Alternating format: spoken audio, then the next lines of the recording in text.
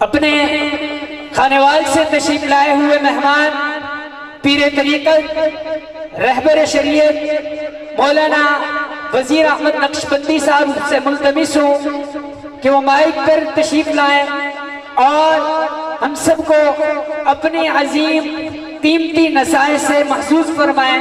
مولانا وزیر احمد نقشبندی صاحب۔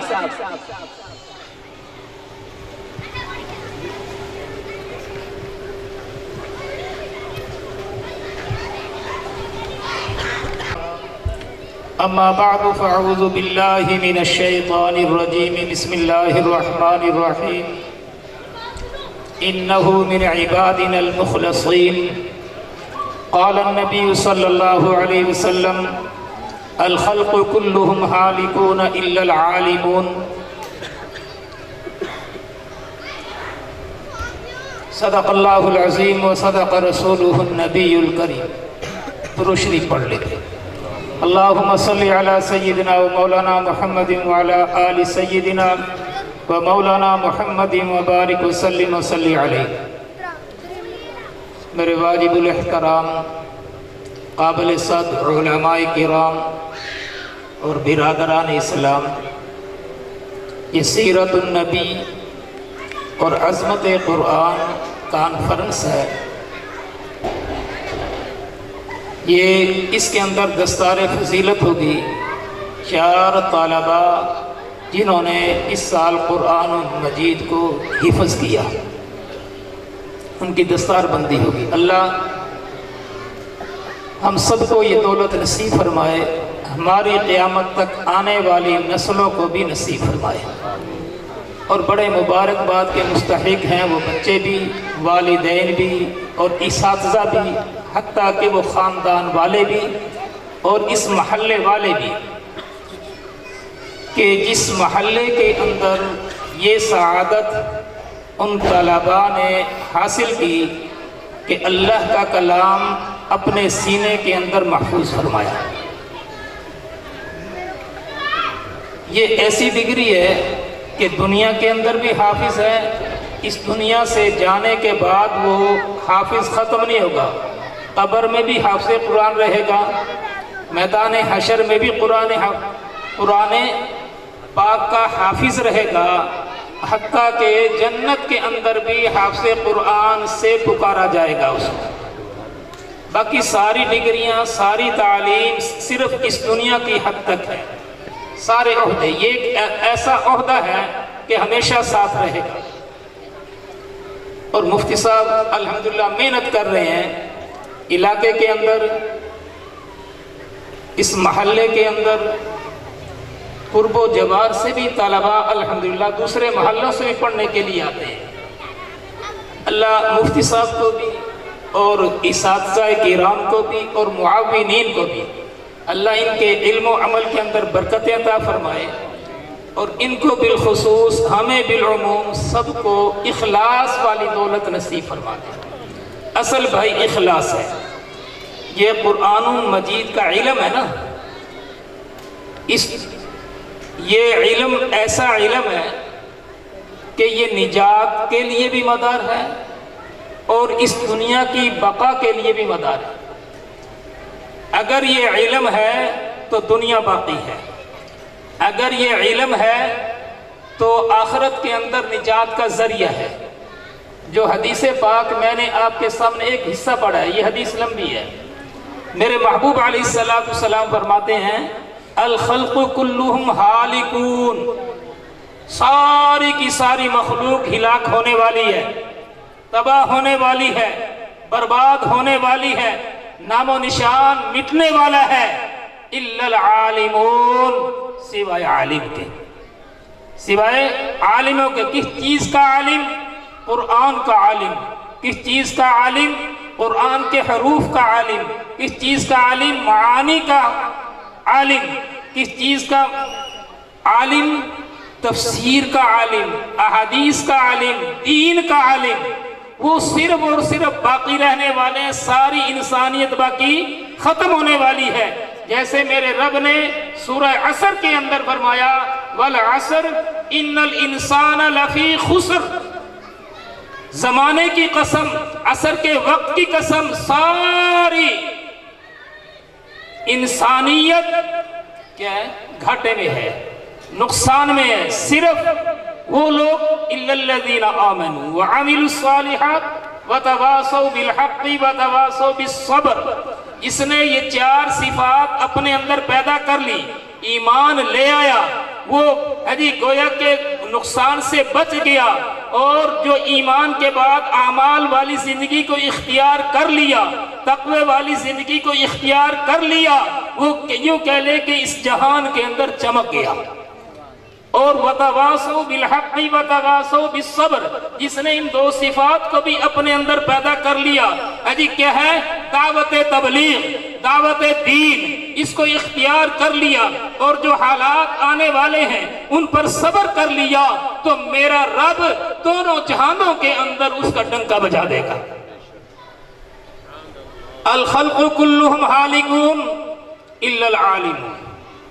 اور علم کا مدار کیا ہے؟ علم حاصل کر لیا کچھ بھی نہیں ہے، یہ علم بھی پھر تباہی کا ذریعہ ہے، بربادی کا ذریعہ ہے، ہلاکت کا ذریعہ ہے، ذلت کا ذریعہ ہے۔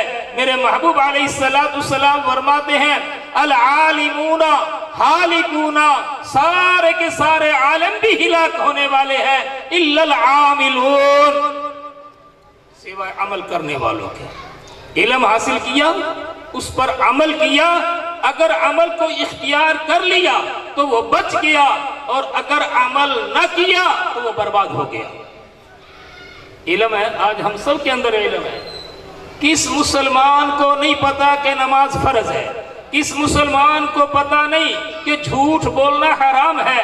بلکہ میرے محبوب علیہ السلام سے سوال ہوا کہ یا رسول اللہ صلی اللہ علیہ وسلم، کیا کوئی مومن زنا کر سکتا ہے؟ میرے محبوب نے فرمایا ہاں کر سکتا ہے۔ کیا کوئی چوری کر سکتا ہے؟ میرے محبوب نے فرمایا ہاں کر سکتا ہے۔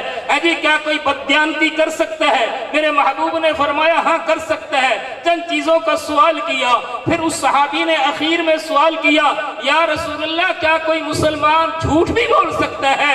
میرے محبوب نے فرمایا ایمان، اسلام، مسلمان اور جھوٹ یہ دونوں متضاد ہیں۔ جو مومن ہوگا جھوٹ نہیں بولے گا، جو مسلمان ہوگا جھوٹ نہیں بولے گا۔ آج ہم میں سب سے زیادہ جو بیماری ہے وہ جھوٹ والی ہے۔ تو بہرحال علم کے بعد کیا ہے؟ عمل، صرف اکیلا عمل یہ بھی قابل نجات نہیں، عمل یہ بھی انسان کی نجات کا ذریعہ نہیں ہو سکتا، بلکہ میرے محبوب علیہ السلام نے پھر اس کی مثال بھی بیان فرمائی ہے۔ 3 قسم کے کیا ہے اشخاص، بنی اسرائیل کے اشخاص کا بلکہ میدان حشر کے اندر میرے محبوب علیہ السلام نے فرمایا سب سے پہلے عالم کو پیش کیا جائے گا، اس سے پوچھا جائے گا، اس نے علم بھی حاصل کیا، عمل بھی کیا، اور پھر اس کی تبلیغ بھی کی، اس کو پڑھایا بھی، اس کو جو ہے آگے اس کی اشاعت بھی کی، آگے تقریریں بھی کی، واعظ و نصیحت بھی کی، اور لیکن وہ کیا ہے اللہ فرمائیں گے ہاں میرے بندے تو نے علم حاصل کیا، کیا کیا؟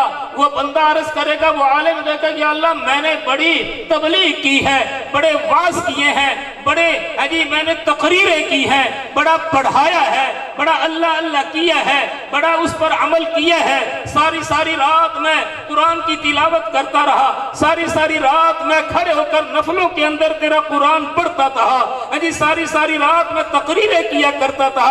میرا اللہ فرمائیں گے کہ ہاں میرے بندے واقعی تو نے یہ سب کچھ کیا ہے، لیکن میری رضا کے لیے نہیں کیا، بلکہ دکھلاوے کے لیے، اپنی شہرت کے لیے، اپنے آپ کو مشہور کرنے کے لیے، اپنی تعریف کے لیے کیا ہے۔ اللہ فرمائیں گے کہ فرشتوں اس کو اوندا منہ کر کے جہنم کے اندر گھسیٹتے ہوئے لے جاؤ۔ یہ علم۔ دوسرا کیا ہے؟ شہید کو بلایا جائے گا، جس نے اپنی جان کے ٹکڑے ٹکڑے کرا دیا ہوگا، इल्म भी होगा, अमल भी होगा, लेकिन तीसरी सिफत नहीं होगी।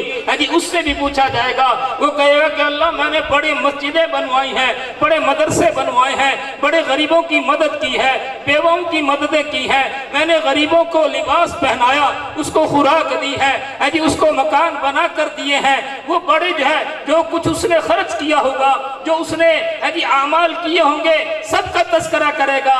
मेरा रब फरमाएगा कि मेरे बंदे सब कुछ किया है, लेकिन लोगों के अंदर मशहूर होने के लिए बड़ा सखी है, बड़ा दिलों गरीबों का हमदर्द है, बड़े नेक काम कर रहा है, बड़े इदारे बना रहा है, बड़ी मस्जिदें बना रहा है। जी तूने अपनी शोहरत के लिए किया, फरिश्तों इसको भी उन्हें मुंह है जी खींच कर जहन्नम में डाल दो। तीसरा और भाई शहीद, ये सखी है ना, शहीद। तीनों जान माल वक्त जिसने लगाया होगा, सब के सब क्या है, उसके अंदर इल्म भी होगा, अमल भी होगा, तीसरी सिफत नहीं होगी। मेरे महबूब अलैहिस्सलाम ने फरमाया अल आमिलून कुल्लुहुम हालिकून इल्लल मुखलिसून, सारे के सारे अमल करने वाले, इल्म भी हासिल कर लिया, अमल भी कर लिया है जी, लेकिन है जी इखलास पैदा ना किया तो वो भी क्या है, सब के सब तबाह होने वाले हैं। है जी सारे अमाल क्या है, उसके खत्म, बल्कि सजा का जरिया है। आगे मुखलिस है ना, इखलास, जिसको हम कहते तसीहे नियत। जब तबलीगी साथी खड़े होते हैं, वो भी 6 नंबरों में एक तसीहे नियत भी है ना, है जी, क्या है, 6 नंबरों में से एक नंबर क्या है, जी जी, एक नंबर क्या उनमें से तसीहे नियत है जी। और मेरे महबूब अलैहिस्सलाम ने सबसे पहले बुखारी है जी, दूसरी किताबों की जितनी भी हदीस की किताबें हैं, उनके अंदर पहली हदीस ये इन्नमल अमालु बिन्नियात, इन्नमल अमालु बिन्नियात, हमें बतला दिया मेरे महबूब ने भी, अपनी नियतों को दुरुस्त कर लो। नियतें दुरुस्त कैसे होगी, अल्लाह की रज़ा, बड़ी नेकी हो, छोटी नेकी हो, इल्म हासिल करना हो, दीन की तबलीग करनी हो, अजी तकरीर करनी हो, जो भी करना हो, इदारा चलाना हो, अजी अपना जो भी नेक काम करना, उसके अंदर क्या है, तसीहे नियत, सिर्फ कोई और मकसूद ना हो, सिर्फ मेरे रब की रज़ा हो। आगे फिर मेरे महबूब अलैहिस्सलाम ने चौथी बात भी फरमाई, अल मुखलिसूना हज़रुन अज़ीमुन, के मुखलस वो भी बड़े धोखे में, इनकी हिलाकत के बारे में नहीं फरमाया, बल्कि क्या है, बड़े खतरे में है। हज़रुन बड़े खतरे में है, हज़रुन अज़ीम बहुत बड़े खतरे में है। वो क्या है, इल्म भी हासिल किया, अमल भी किया, इखलास भी पैदा कर लिया, और वो खतरा क्या है, शैतान का, खुद पसंदी, उजुब जिसको कहते हैं, किबर, अपने आप को कोई शय समझना, ये उजुब है। अगर दूसरे को अपने आप को बड़ा समझकर, शय समझकर दूसरे को हकीर समझ लिया, ये किबर है। अगर कुछ समझ लिया फिर भी गया। और ये इखलास इतनी बड़ी दौलत है, इस दुनिया के अंदर भी ये काम आती है। इन इखलास वाला अमल को अगर अल्लाह की बारगाह में यदि कोई मुसीबत आ जाए, उसका वास्ता देकर अगर कोई दुआ करता है, मेरा रब उस दुआ को भी कबूल फरमा लेते हैं, मेरा रब उस मुसीबत को टाल देते हैं। और इसकी मिसाल मेरे महबूब अलैहिस्सलाम ने हमें बतला दी। और बनी इसराइल के अंदर 3 अशखास थे, बारिश से बचने के लिए गार के अंदर दाखिल हुए, वो गार गिरा, बोलना टाइम हो तो नहीं गया, तकरीबन अल्लाह जज़ा खैर, गार बंद हो गया। अब उन्होंने शोर लगा लिया, लेकिन वो रास्ता नहीं बनता, वो हिल नहीं रहा, परेशान। जब मुसीबत आती है ना, हम इतने बेहिस हो चुके हैं, परेशानी में भी मेरे रब को याद नहीं करते। लेकिन पहले लोग जब कोई थोड़ी सी परेशानी होती थी, अल्लाह की तरफ मुतवज्जे हो जाते थे, रब की तरफ मुतवज्जे, मशवरा किया अब क्या किया जाए। انہوں نے مشورہ کیا اپنے اپنے جو صرف اور صرف میں اپنے رب کی رضا کے لیے عمل کیا ہے اس عمل کا واسطہ دے کر رب سے دعا کی جائے، اللہ یہ میں نے صرف تجھے راضی کرنے کے لیے عمل کیا تھا، اللہ اگر یہ عمل تیری بارگاہ میں، تیرے دربار میں یہ قبول ہے تو اس کی برکت سے ہمیں اس مصیبت سے نجات عطا فرما دے، ہمیں راستہ دے دے۔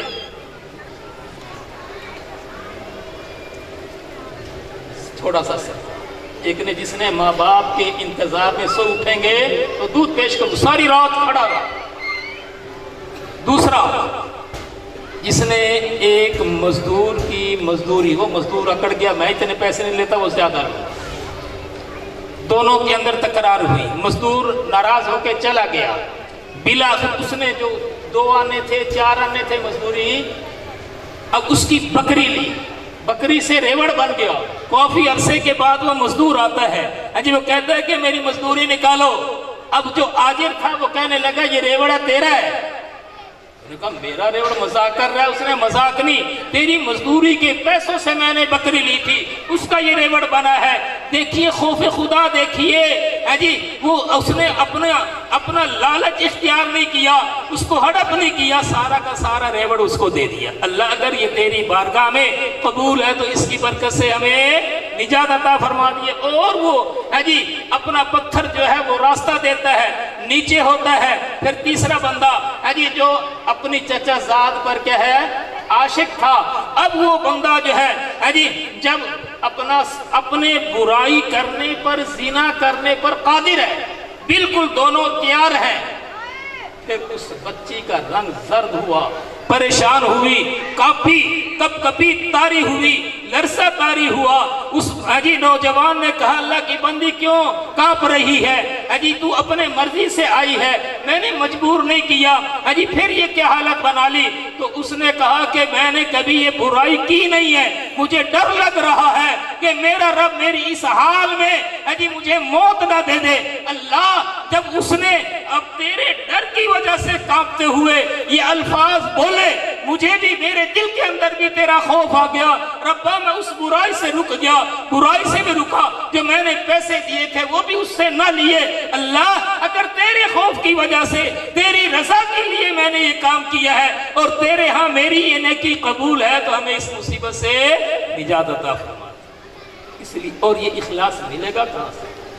اللہ والوں کی صحبت، اللہ والوں کے پاس رہ کر، اللہ والوں کے ہاتھ میں ہاتھ دے کر، جو وہ پھر جیسے کہیں ان اعمال کو، ان معمولات کو اختیار کر لیں تو میرا رب تصحیح نیت عطا فرما دیں گے، اخلاص والی دولت نصیب فرما دیں گے۔ بعض حضرات نے کہا 8 سال ہم اپنے شیخ کے قدموں میں رہے اور ہمیں صرف جو حاصل ہوا وہ کیا ہے؟ اخلاص نصیب۔ یہ کوئی آسان کام نہیں ہے، آسان عمل نہیں ہے بھائی، اس پر بھی محنت کرنی پڑتی ہے، اپنی نیت کو، اپنے دل کو ٹٹولنا پڑتا ہے، میرا یہ عمل کیسا ہے۔ اللہ مجھے بھی اور آپ کو بھی عمل کی توفیق نصیب فرمائے، اللہ ہم سب کو کیا ہے اخلاص والی دولت نصیب فرمائے، اللہ اس ادارے کو مزید ترقی عطا فرمائے، ہر قسم کی نظر بد سے، ہر قسم کے شر سے محفوظ فرمائے۔ اور حضرت مفتی صاحب، اسی طرح اساتذہ کرام اور اسی طرح اس ادارے کے معاونین، اللہ ان کو دنیا و آخرت کی عزت عطا فرمائے۔ وآخر دعوانا ان الحمدللہ رب العالمین۔